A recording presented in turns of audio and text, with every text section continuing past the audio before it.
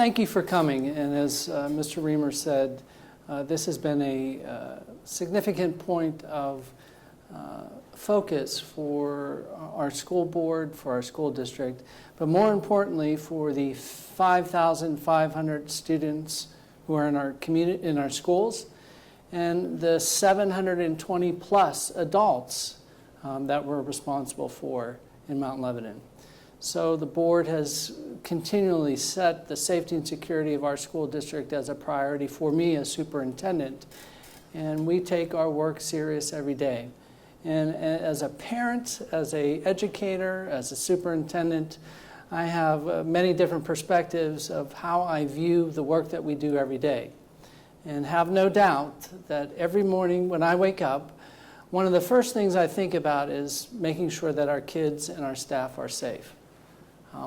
We're very fortunate to have a partnership with the Mount Lebanon Police Department, and in particular with Chief Aaron Loth. Aaron has been the chief of Mount Lebanon Police Department for 4 years, and prior to that spent 17 years as an officer in the police department. He has 2 children, elementary school age children that live, and he lives in Mount Lebanon. They attend the Howe school area. And I can't think of a more committed person, more better trained person than to have Chief Loth as one of our great partners in this process. So our conversation tonight, I'm going to give you a little bit of an overview of a few of the things that we've been doing since the last time we talked. Chief will pipe in when he has something to add. But we will take questions. If there's something that comes up as we're talking that you think is particularly important, if you just kind of raise your hand. The lights are a little bit bright right here, but if you raise it, and I'll try to acknowledge you as we move through. So first, let's talk about the Mount Lebanon approach to safety and security. Our thinking about safety and security has evolved over time. And I can tell you, as a superintendent here in my 11th year, we seemed like babies when we started thinking about this 11 years ago. And as research and evidence has led our thinking about safety and security, we've tried to incorporate that into our safety and security plans. So we really look at it as a holistic viewpoint. It's not just about keeping kids and adults physically safe, but it's making sure that psychologically they feel safe and secure in the places where we are. So I'm going to begin by talking a little bit about that. So mental health and well-being, making sure that children and adults feel safe, don't feel bullied, don't feel harassed, is critical to establishing a safe environment. Let me talk to you a little bit about some of the things that we've been doing over the last several years, the training that we've had, the programs we put in place.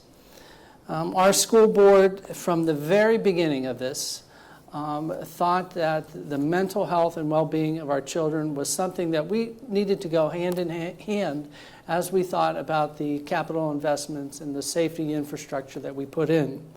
So we've been doing training in trauma-informed care.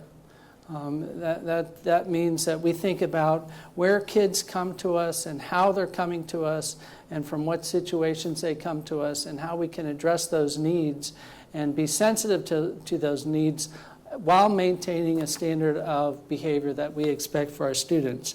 So at the beginning of the school year, we spent 3 hours, all of our faculty and staff learned what trauma-informed care was, how we should respond to that, what are the warning signs, what are the considerations that we should have with trauma-informed care. The board put the resources behind that. We now have elementary counselors in every building. Our counseling program is staffed appropriately. In general, we meet the guidelines for the National Association of School Counselors, but we even exceed that in some areas. So we're happy that we have a full-time counseling staff from elementary, middle school, and high school. We've also added elementary student assistance teams to our buildings. Previously, the law required that every school, secondary school, had a student assistance program. And what a student assistance team is a group of well-trained educators who get together to talk about the needs of particular students that we may be seeing that have trouble coping, adapting. We may see changes in behavior. And those student assistance teams work with the child, their other teachers, and their parents to help connect them to the resources that they need in schools. We've also added social worker support to our schools. We have 1.5 school social workers that work in the Mount Lebanon School District. They provide support for some of our neediest students to help connect them with the community resources that they need and their parents need. So in general, we've spent a lot of time adding staff, resources, training, understanding. It's been critical for us as educators to develop the understanding and capacity to realize where our kids are coming from and how we can meet those psychological safety needs of our children. And I think we've been doing a good job building that understanding capacity, and we still have a long way to go. And every day we come up with something new, or we hear something new that guides our practice and guides our thinking. This year, next week, on October 16th in the afternoon, we will be closing the school district down for the second time. And last year, about the same time, we closed down so that our entire faculty and staff, custodians, school nutrition workers, our aides, our secretaries, everybody, maintenance workers, everybody came together for an afternoon of training. And we were the benefit of Dr. Mary Margaret Kerr, who is a nationally recognized expert in adolescent growth and development, and spent some time helping us think about where are the safe places we need to think about for children, and what are the strategies we need to make them feel like they belong. Belonging is a really key component of helping kids feel psychologically safe. This year, we have Dr. Jamie Zalesny and Dr. Braden Kamick coming to talk to us. They're both doctors in nursing. They both work at the University of Pittsburgh as professors. They've worked with UPMC, the STAR Clinic, and they're going to bring to us their expertise about, again, adolescent student mental health and well-being, looking at anxiety, depression, drug use, and what are the things that we can do as adults.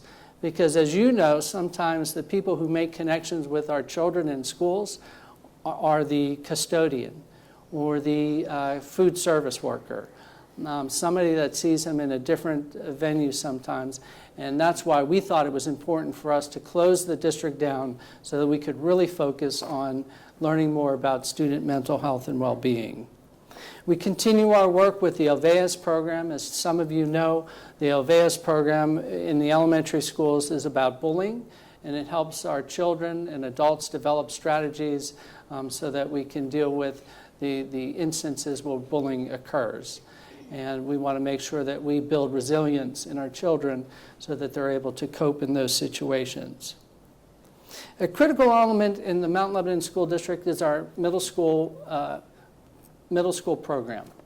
Our middle school program is designed to develop relationships with kids, small groups of kids in teams. So our teams are about 125 kids at the middle school. They share 5 teachers. And those 5 teachers get to know those students as close as possible.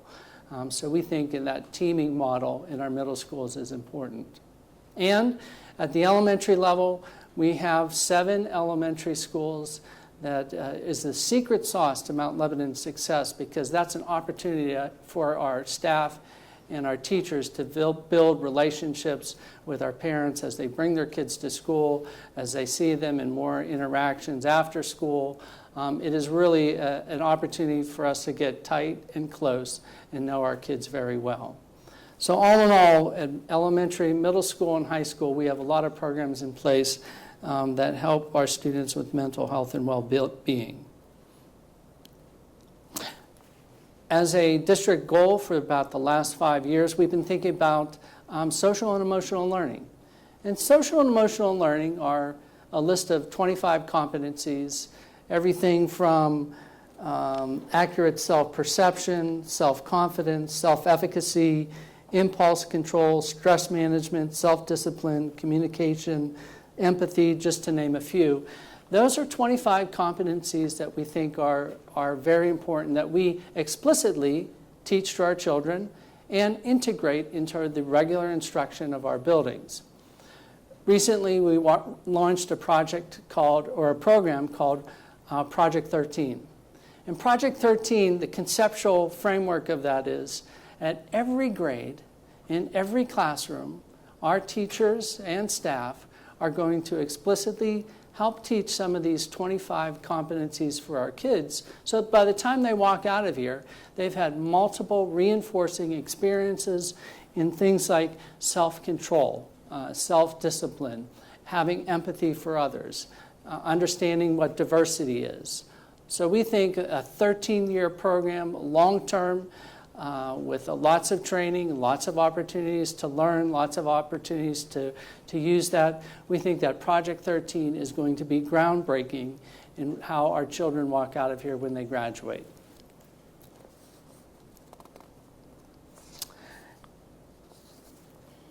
So let's move on now. So that's the mental health and well-being of our students. Does anybody have questions about mental health and well-being or any of the programs I mentioned? Okay.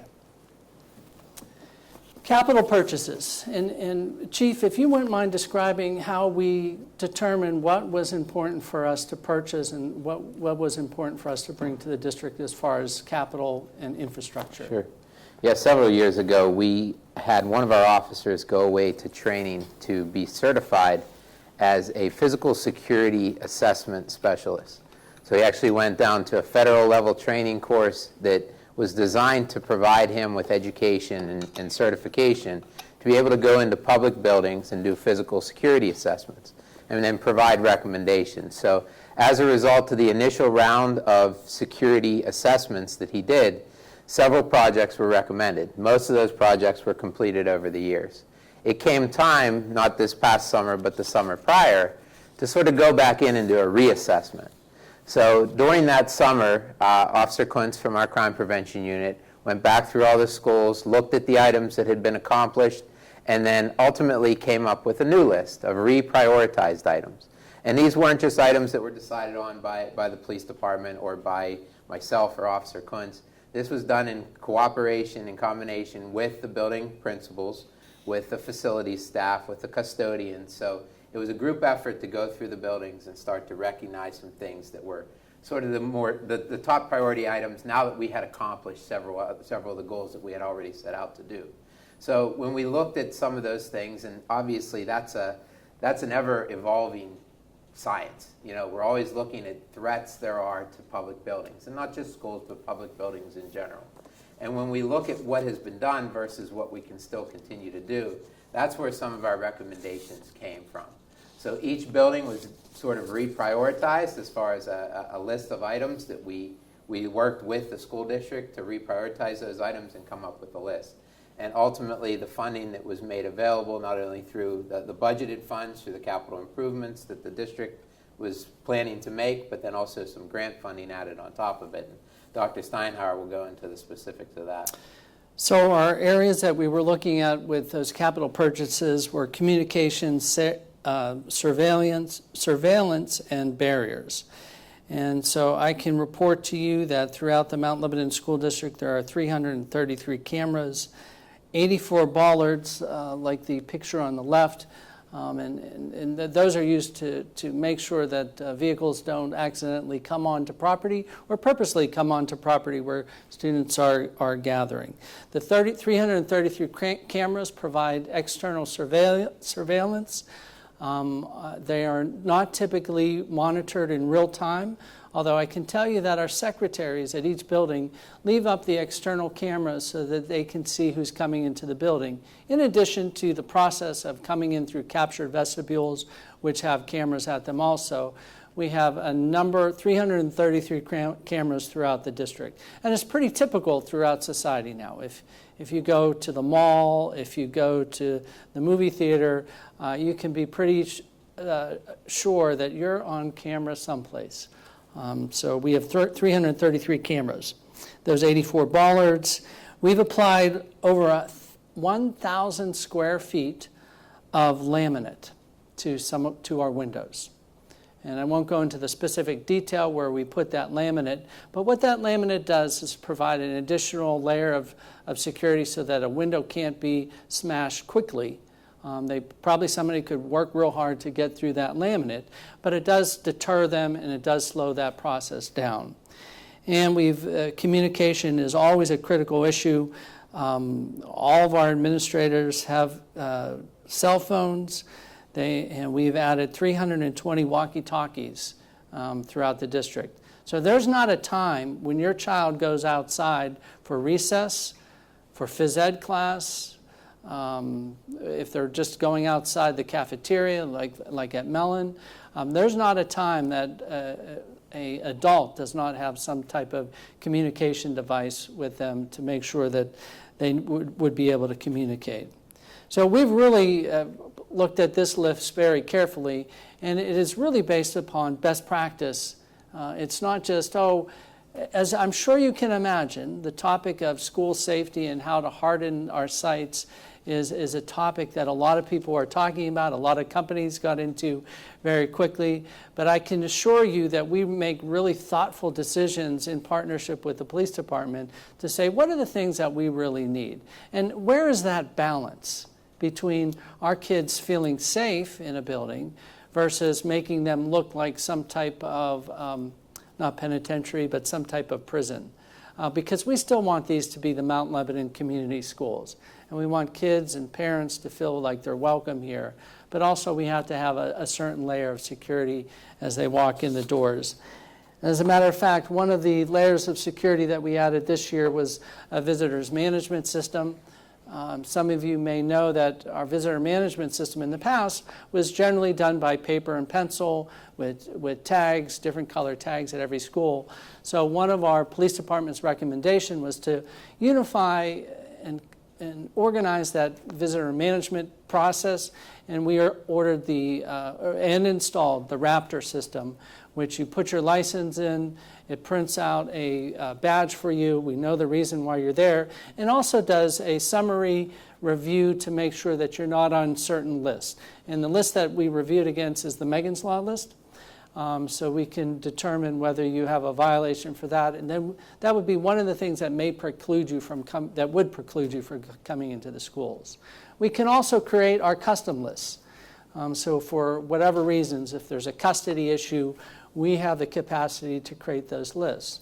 For our residents who don't have a government-issued ID, we can also accommodate that and account for that. And we can create custom lists to let those people into our buildings after we've verified their identity. And I think it was really important with the Raptor system, and one of our main goals for this was to come up, like Dr. Steinhauer said, with a consistent process across all of our buildings. And that consistency isn't just making sure that parents check in. That consistency is making sure that vendors check in. So if the HVAC system at the school needs work, and that technician needs to come into the building, they're not a parent, we don't know a whole lot about their history, but at least when they check in the office and their ID is scanned, we have knowledge of whether they're on a list like the Megan's Law list that ultimately is something that would prohibit them from being in that building. So there's a lot of different situations, and what we were looking for was that consistency. Everybody in our building that is not a staff member, a faculty member, or a student should go through a consistent process when they enter our buildings.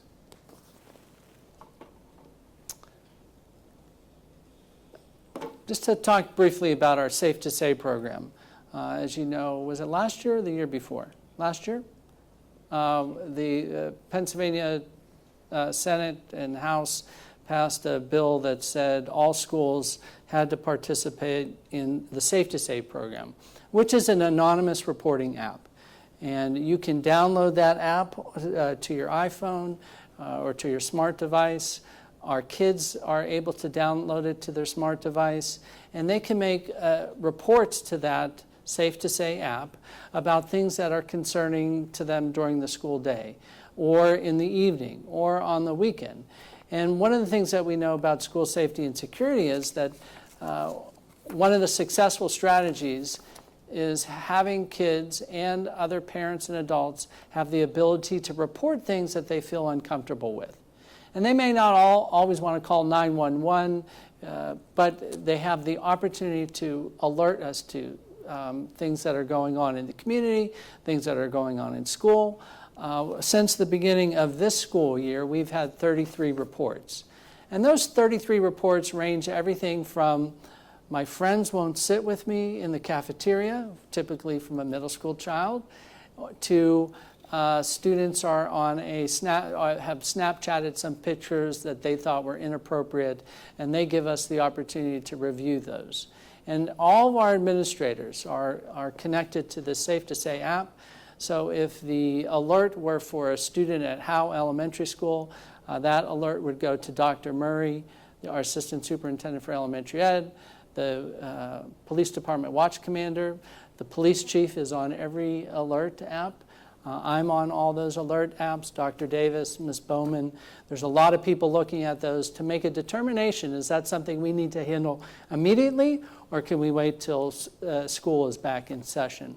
So 33 of those reports have come through. Last year, we haven't had it this year so far.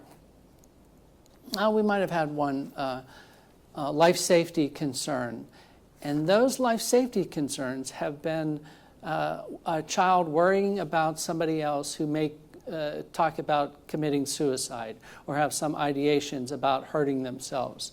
And those are the ones that everything that sometimes it seems like it's a pain in the neck. We get it at 3 o'clock on a Saturday afternoon, but those are the ones that are most critical to me, that I will take a phone call, a text, whatever it comes, so that if we can intervene and save just one life, this whole program has been worth it.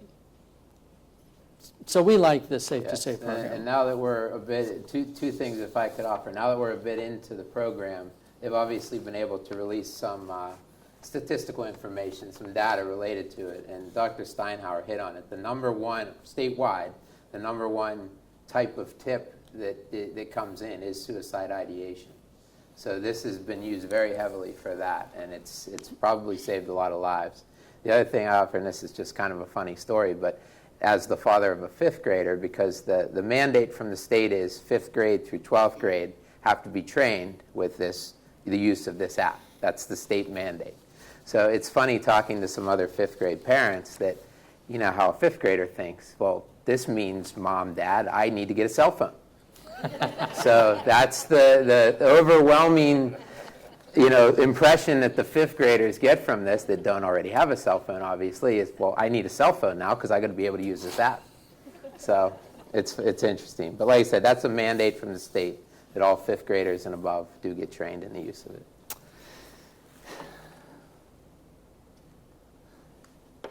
And now we're going to spend a few minutes talking about the protocol that we use when there's a violent intruder into the building. And I can tell you that our approach to this has, again, evolved over time. Our training to this has evolved over time. We are clearly aware that anytime you do any type of training protocol, that has the potential to raise people's stress and anxiety. For our adults, we know that even though we identify it as a training situation, we know that it has the capacity to raise everybody's level of concern. And quite frankly, that's what we're hoping to do, is help what I really like about our ALICE protocol, it really empowers people to make good decisions about what they would do in the event of an emergency.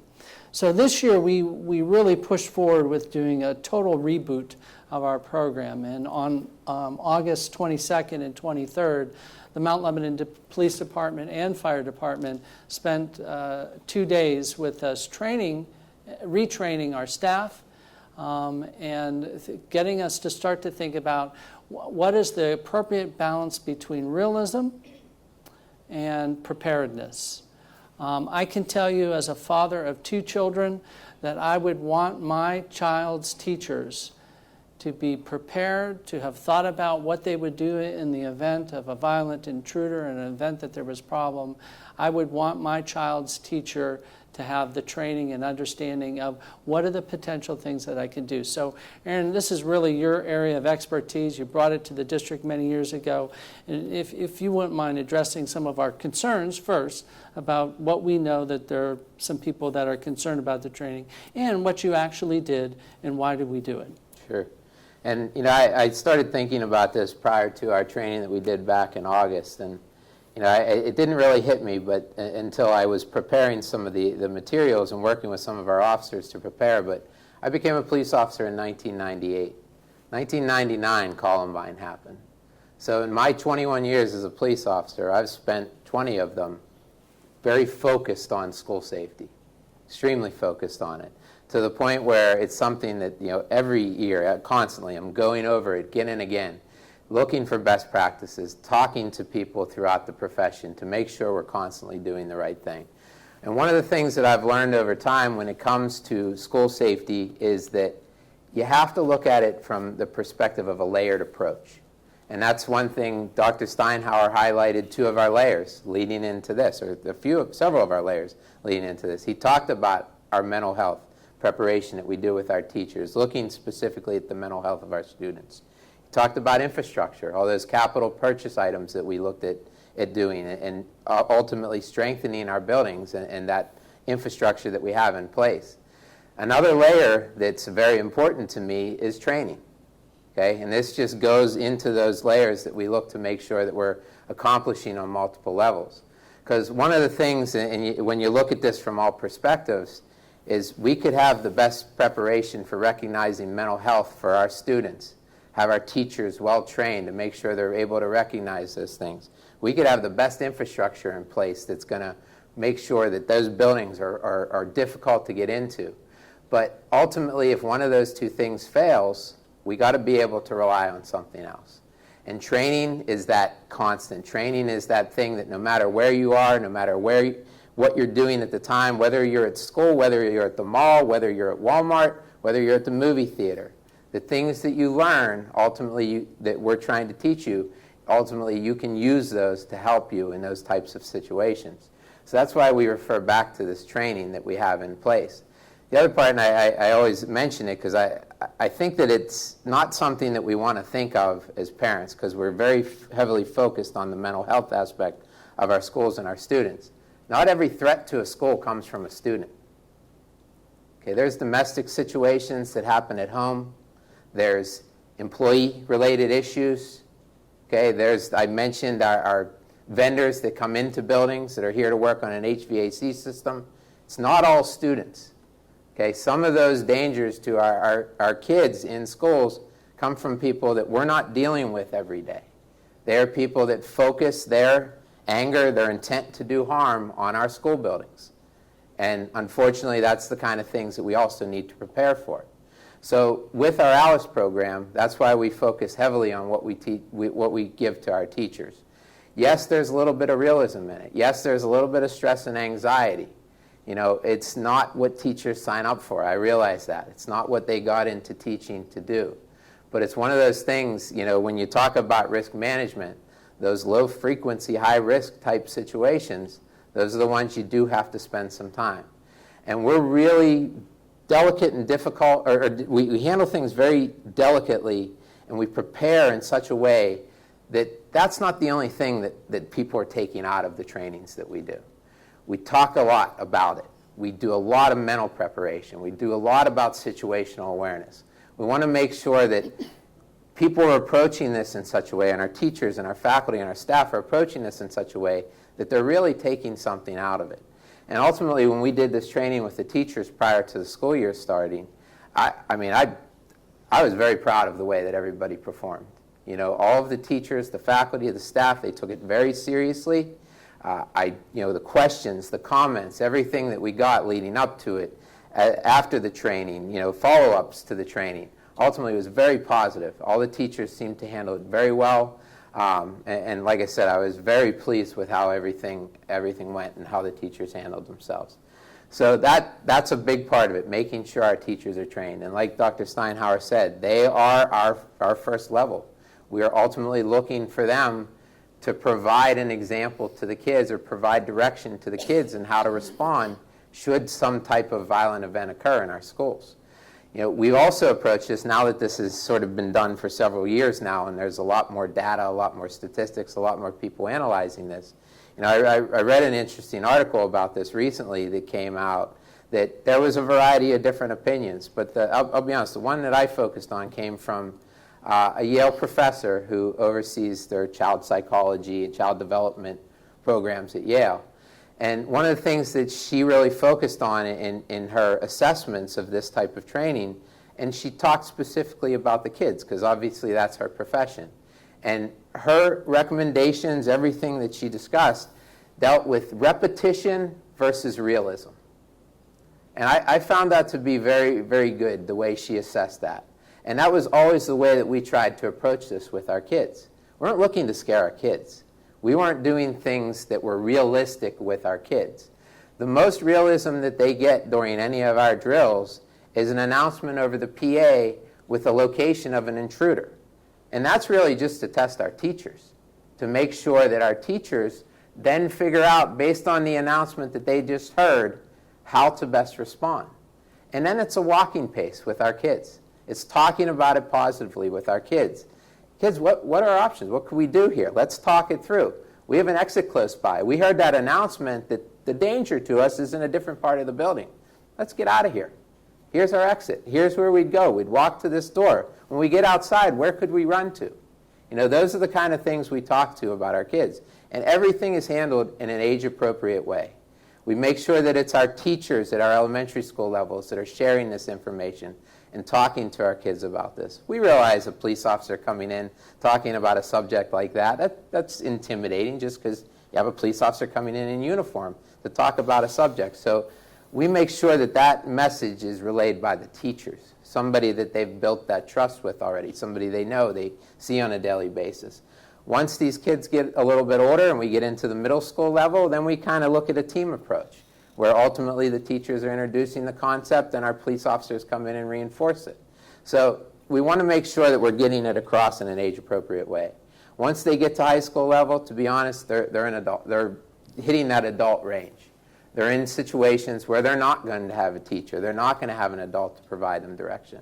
And I will say, if you look at the incidents that continue to occur, and yes, they continue to occur, schools haven't become our biggest target anymore.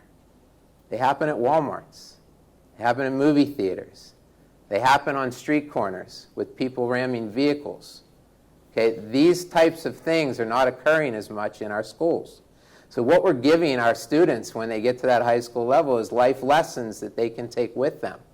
So if they ever find themselves in a situation in college, in the workplace when they get older, when they're shopping at Walmart, unfortunately, if they ever find themselves in those types of situations, we're providing them with life lessons that hopefully can ultimately benefit them if they ever find themselves involved in a situation like that.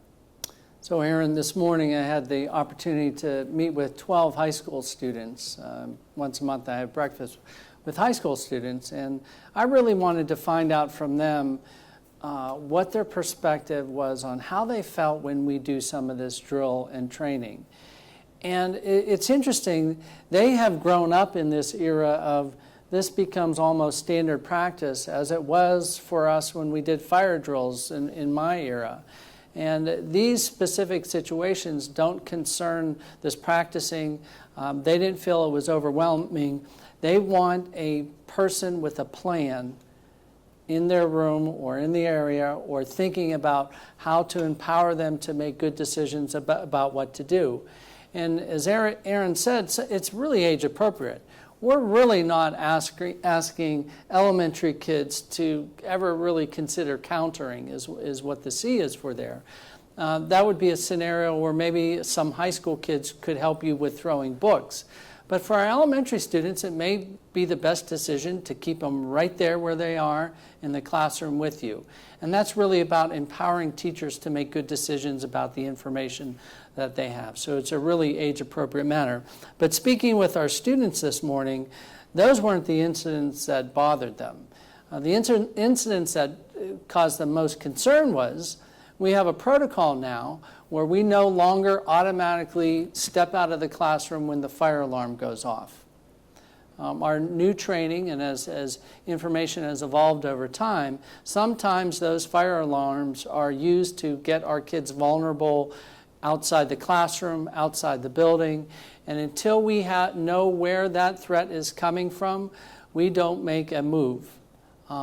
The fire department has assured us with the construction of modern schools and the construction of the Mount Lebanon School District, it's highly unlikely that one of our school buildings would burn down in a short amount of time. It would take a much longer amount of time than what we do. So we're waiting in classrooms, and the thought goes, you're waiting there until one of our principals or another staff member has the capacity to say, this is a false alarm, somebody pulled the alarm, or we're not sure what that alarm is, and please stay where you were.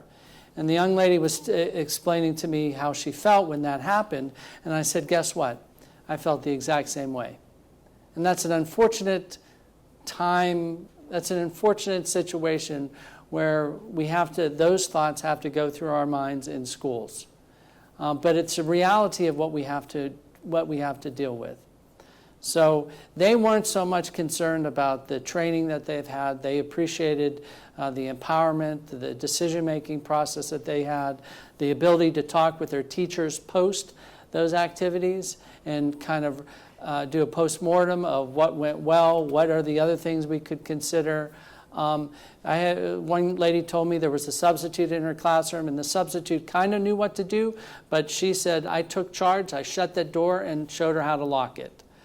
And that's the kind of things that we want happening from our high school kids, and that's a really good testament to the training that we've done with them.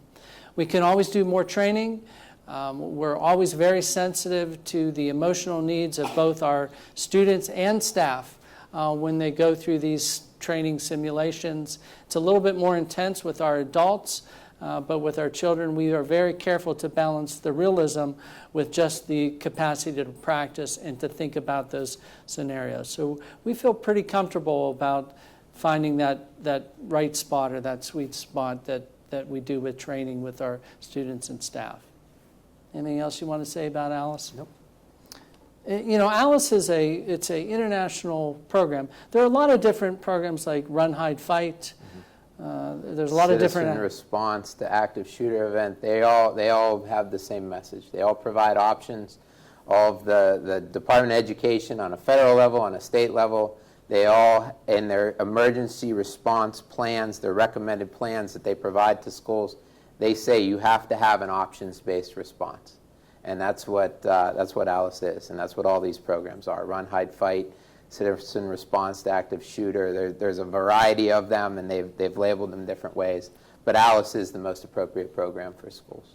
And we have spent a lot of time making sure that we're designing even posters like this that all of our students can access, whether they are students who have special needs, who are visually impaired, who whatever their need is, we're making sure that we are addressing those specific types of issues. Even I should mention one of the other things that we added last year was a school resource officer. His name is Officer Brian Henley. He's been with us for a year and a half. He is the right person for this school district. And every day, on a daily basis, he demonstrates his capacity to build relationships with kids and really identify those kids who are in need, but also adds another layer of security to our building. So Officer Henley has worked pretty closely with all of our students in doing that. Dr. Simon, Yes? how are the kids informed of the ALICE or the Safe to Stay? I know it's age appropriate for each grade, but who does it and how is it introduced to them Okay. that way? And what is, and so they can assess what is important and what is not also. Perfect. Report. So Mr. Slater asked, how do we introduce the ALICE program and Safe to Say program to our students?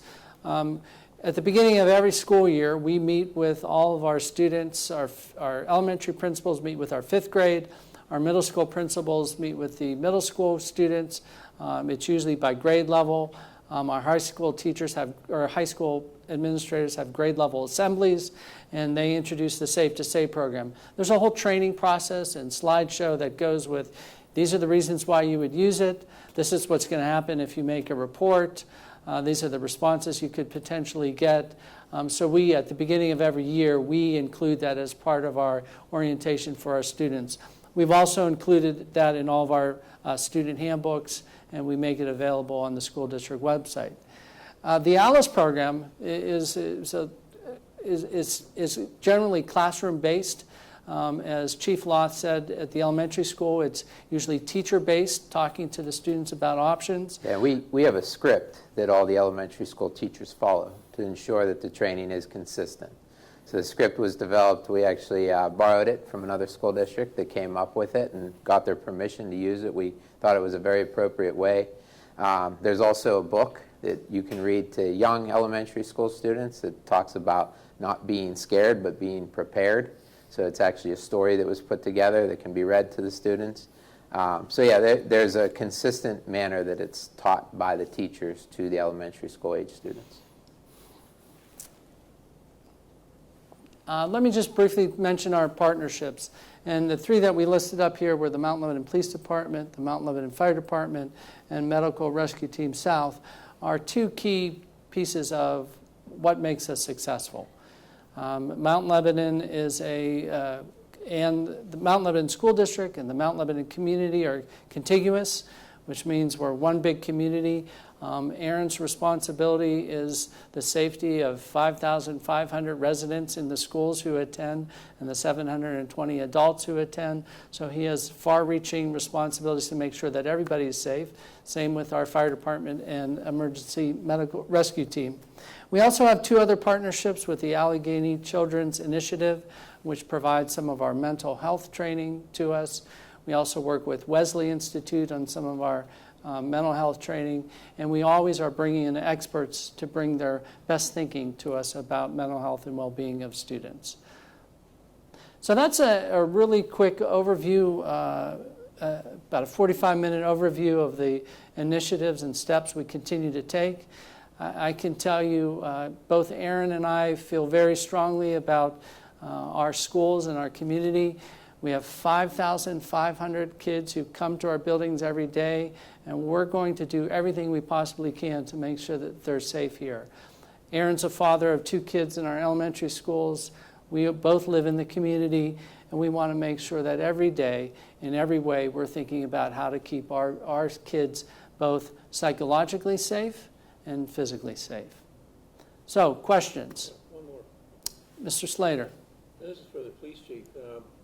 How is it, we're talking about our school here, but in our school district we have 2 other schools, Keystone and also Seton South. Mm-hmm. How are they handled the same or differently by the police department? Why don't you repeat that question just a Sure. little bit? The question was the 2 other schools, high school, middle schools, complexes that are located in Mount Lebanon that are outside of Mount Lebanon School District are Keystone Oaks High School and Middle School, and then Seton LaSalle High School. They're physically located in our jurisdiction, so we're responsible for those students as well.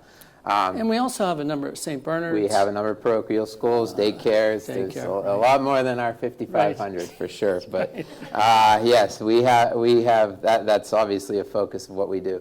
Those schools, Keystone Oaks School District, sort of unique situation that their building is located in our community. Their buildings, I should say, are located in our community, but all their students are from either Dormont, Green Tree, or Castle Shannon. Several years ago, that district made the decision to hire a school police officer. So they're not a municipal police officer. They're a school police officer who is empowered, certified through the Department of Education, and ultimately they're sworn in and given arrest powers, but only on the high school, middle school, and elementary school campus. So basically anything that happens on their campuses, they're able to issue citations, parking tickets, traffic citations, anything along those lines that occur only on their things, on their property. So Keystone Oaks has a school police officer, Officer John Bruner. We've worked with him. He's excellent. He actually retired from a job where he worked in a department south of ours, South Strabane Township, and he assumed that position. They also have a armed security officer who is not a certified school police officer, but trained as a armed security officer in their building. And then Seton LaSalle High School has a retired county police officer, that ultimately is responsible for the security in their building. And he is an armed security officer also. So both of those buildings do have their own, if you want to call them school police officers, SROs, but they're not Mount Lebanon police officers. They're not municipal officers. And I should tell you one other area that I failed to mention earlier is, our school board has been considering some type of gun safety program to think about how we can educate our children to be safe with weapons if they come in contact with them. And actually, Mr. Cooper, one of our board members, has been championing that cause to make sure that we're considering every possibility of how we deal with kids and give them the education that we think that they need. So we're in the process of finding what best practice is and making sure that we bring to our children good ideas, or bring to our schools at age-appropriate times, at age-appropriate levels, and we're carefully considering how to provide our children with some gun safety education. Not whether to have a gun or not, that's certainly not our role to get in the midst of that conversation, but it certainly is to talk about gun safety. So our board has been considering that, and they charged the administration with doing what's the best practice and what's the state of art with gun safety. So we're in the process of working on that right now. I should mention we have 3 school board members with us tonight. I think Dr. Aviva Diamond is with us. Are you there? And Aviva's here. We have Elaine Capucci with us, and we have Bill Cooper with us, and Mr. Reamer was with us at the beginning of the meeting. So this is a topic of considerable concern for our board, considerable discussion. They've put their money where their mouth is. They've certainly have provided us with the financial resources that we need. And we are working very hard to make sure we bring the best thinking about safety and security and mental health and well-being to all the students and staff of Mount Lebanon. So I'm going to end this evening. I thank you for coming. Know that we really take a holistic view of safety and security. Most of our principals are here. So if you have a real specific question about something at your school and you just want to grab a principal, they're here. Chief Loth and I will sit here for a few minutes, and we're happy that you came out tonight. This event has been videotaped, and we will put it out on Channel 19 and make a connection from our website to make sure that you can get to it because we think that this topic is important. One of the things that we really value and appreciate is that our community knows that this is something that's important to us. And they know that every day and every way we're thinking about how to keep our kids safe. So, Chief, I thank you again for coming out tonight. Thank you for being a good partner. Thank our administrators for spending an hour out with me tonight. I appreciate it, and thank you all for coming. And we'll stay around for a few minutes. And Dave, if you wouldn't turn up the house lights so we can see everybody here. Thank you all for coming. I may corner both you guys. Hi, Frank. Hi, Tim. This was in today's paper. I thought you might be interested in that. mental health, helping our kids find the right. That's all. Awesome. You know, read that over, look at it, and maybe send somebody. And this is the almanac this week. Program that township and Upper St. Clair are doing. You might get some benefit out of that. At the beginning of the week.